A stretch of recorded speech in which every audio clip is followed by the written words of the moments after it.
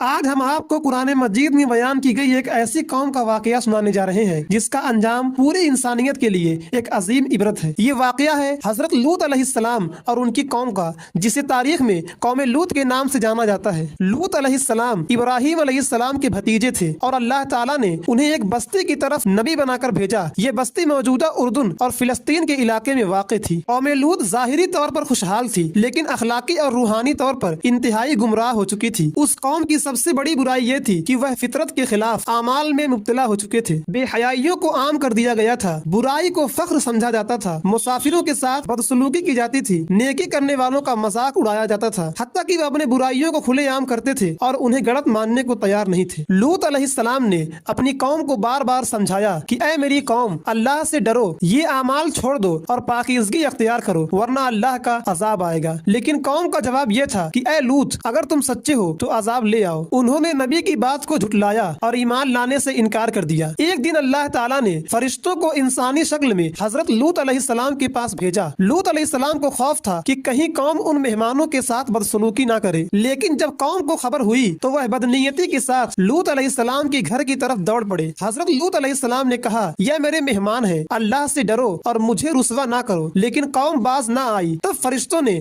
حضرت لوط علیہ السلام سے کہا کہ آپ اور آپ کی قوم راتوں رات بستی چھوڑ دیں اور پیچھے مڑ کر نہ دیکھیں۔ جب صبح ہوئی تو اللہ تعالیٰ کا عذاب نازل ہوا، زمین کو الٹ دیا گیا، آسمان سے پتھروں کی بارش ہوئی اور پوری بستی کو تباہ کر دیا گیا۔ وہ خوشحال شہر ایک لمحے میں کھنڈہر بن گئے۔ قوم لوط کی کہانی ہمیں یہ سکھاتی ہے کہ اللہ تعالیٰ کی نافرمانی کا انجام تباہی ہے، نبی کی بات کا نہ ماننا ہلاکت ہے، اور برائی کو عام کرنا عذاب کو دعوت دینا ہے۔ توبہ کا دروازہ ہمیشہ کھلا ہے، مگر وقت محدود ہے۔